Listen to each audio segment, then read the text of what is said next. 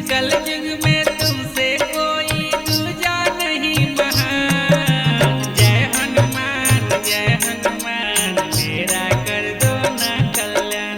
जय हनुमान मेरा कर दो ना कल्याण।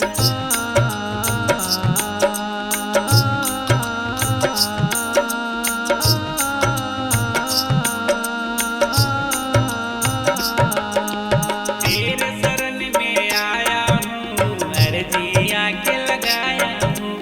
बजरंगी तुम भिक्षा दे दो, झोली में फैलाया हूँ।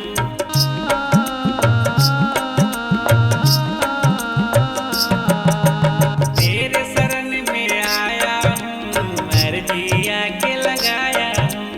बजरंगी तुम भिक्षा दे दो, झोली में फैलाया हूँ। कितना सुनाऊं दुखड़ा